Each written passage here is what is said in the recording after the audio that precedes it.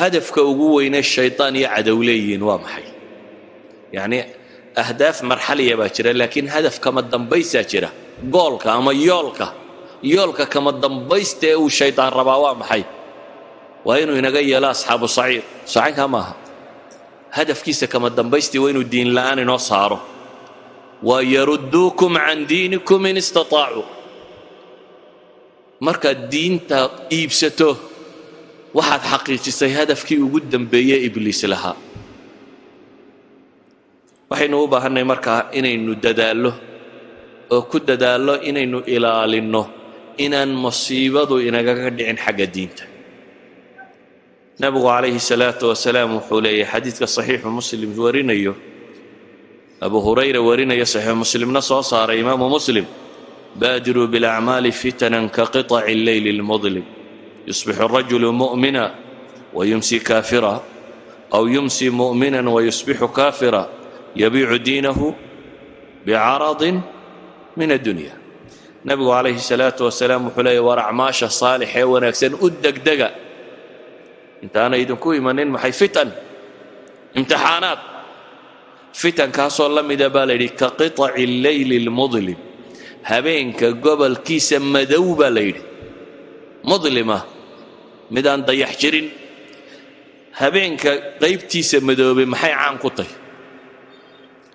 haddaad gudcur madow lugayso maxaa jira dee waxba arki maysid ninka gudcur lugeeya habeen gudcuroo madow oo daruuro cirka jirto ama roobo baal jiraan oo waxba aanad arkaynin haddaad socod bilowdo maxaa kugu dhacaya waxaa kugu dhacaya inaad undee addinka iskaga nasiibiso meel halkaad addinka dhigaysa garan maysid ma god baad ku dhici ma abaysaad ku joogsan ma qodax baad cagta ku sii wadaa ma garanaysid waad iska u nasiibinaysaa fitanku waqtigay nool yihiin haddaad noolaato fitanka dadka ahlulcilmiga raasikhiin filcilmi ah way kala gartaan xaq iyo baatilka qolada laakiin kitaabada waxoogaaga bowsatiya caamadu waxba uma kala baxaan beledu markay dabar jeediso ayuunbay yidhahan war malaa sida kalaaba saxaasanayd sida daraaddeed waxay noqdaan dadkaasi gudcurka lugaynaya qof gudcur lugaynaya oo waa maxay acmaal badan bay samaynayaan aad kala garanaynin war talow ma ajir baa lagu helaya mise waa lagu dambaabaya talow diintu ma ogashay mise ma ogola markay fitanku tiro bateen baa dadku kala garan waaya diintaada inaad balkeedda maaha siiba dhallinyarada waxaan leeyahay war ha ku dheeraynina fatwada iyo waxa kan diintiinna ha balkeedina waxaanad 100% u hubin ولا تقف ما ليس لك به علم إن السمع والبصر والفؤاد كل أولئك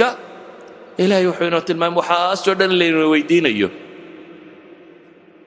أديكو تادي وتاقلا إن أممك مسائل كودا كفت ووطه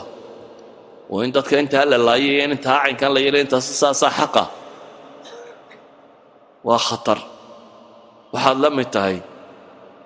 قطع من الليل المظلم كان لغينيا وقتك فتنك waxa isdhex gasha xaaraantii xalaasha waxa isdhex kala dhaalimka iyo madluumka waxa isdhex kala waxba haday wuxuu sidooda kala yiin waqtiga aan fitan ku jirin waxa laga yaabaa inta badan inay dadku kala gartaan xalaasha iyo xaraamta inta badan in la kala garto sax iyo qaladka laakiin markay fitan ku jiraan nolosha walaaqanta qof qura mar qura wada ah dhaalim iyo madluumba weeye qayb isaga dulmiyay qayb isaga la dulmiyay waxaba uu isku yahay kaligiiba wada ah kaligiiba dhaalimna ama madluumna ah ومركز جوانبتا نولشا قار اكتا يساقا لدولمينيا جوانبتا قار مركز اكتيا ردول فعلكو بحيينا يساقا واحد دولمينيا يساقا كاليجي الظالم يا مظلوم بوضعه إذن إنها تكلب بحين كرتا والراسخون في العلم أيوم بمسائل كاسي كرتا دين تنوات اللي يدين لما قبته محادعة علماء دا لقبته مركز علماء دا لقبته وحصوها ردد وحوال بددك وفتوانيا رؤوسا جهالا بصوها روح فتوانيا إذا النبي حلي عليه الصلاة والسلام ورعماش صالحة سماية إنت أنا إذن كسو بحين فتن كاسل لمتك هبينك قبل كيس مدو ومحاد عيا يصبح الرجل مؤمنا ويمسي كافرا أو وشك من الراوية أما عكسها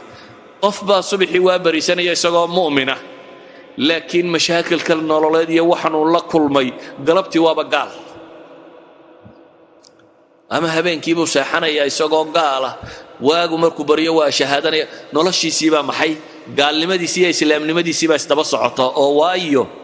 noloshan uu la kulmayo imtixaanka ayuu jawaabo saxa ka bixin kari laaya waa maftuun waa mid la imtixaamay oo waxyaabaha la isku imtixaamaya maxaa ka mid ah yabiicu diinahu bicaradin min addunya buu nabigu yidhi calayhi salaatu wasalaam yabiicu diinah diintiisii wuxuu ku iibinayaa in yar oo adduunyo ama magac buu doonayaa ama maamuus buu rabaa ama hantuu doonayaa ama in la sheegaa buu rabaa wuxuu doonaya haado xuduudi dunya dheefaha yare adduunyu wuxuu siisanayaa diinkiisii baa uu nebigu tilmaamaya calayhi salaatu wasalaam idan kan waxa weeyaan markuu imtixaanka galay ah diinta iyo adduunka ayuu wuxuu doortay maxay beecii wuxuu qaatay adduunkii oo wixii uu gaday baa waxay noqotay diintiisii ilaahay waxaan ka baryaynaa subxaana wa tacaala inaanu fitnadeenna diinteenna gelinin musiibadeennu inaanay diintayna kaga dhicin inaynan noqonin kuwa diintooda ku iibsada bicaradin min addunya nabigu calayhi salaatu wasalaam ducooyinkiisa waxaa ka mid ah saxiixu muslim ku yaalla allahuma sarif alquluub sarif quluubana calaa taacatik ama xadiidkii kale shahr ibnu xawshab sanadkiisa uu ku jiray allahuma ya muqalib alquluubi walabsaar thabit quluubana calaa diinik ikhwatii fi lcaqiida adduunkan intaynu joogno marka waa imtixaamanay imtixaanku laakiin wuxuu u baahan yahay hubsiino wuxuu kale u baahan yahay doorashada inaad ilaahay la kaalmaysato wuxuu u baahan yahay inaad ilaahay barido nebi yuusuf oo ilaahay buu baryey rabbi sijn ilaahay buu baryayaa inuu sawaabka haleeshiiyo idan noloshan aynu ku noolay weliba casrigan aynu joogno waa casri imtixaanku tiro badan yahay waa casri xalashii xaaraantu isku walaaqantay sax iyo qaladku isku walaaqan yahay waxaynu u baahannahay diintu waa raasamaalkiiye inaynan ku khamaarin iyada inaynan balkeedin inaanad waxa ugu dambeeya ee nolosha aad ilaalisay inay diinta noqoto noloshaadu inay kuu yeelato herarkii ama kala korayn mudnaanshiiyo ay diintu tahay ka ugu dambeeya saa daraaddeed ka ummad ahaan waxa ugu weyne ummaddu ilaalisaa waa inay diinta noqotaa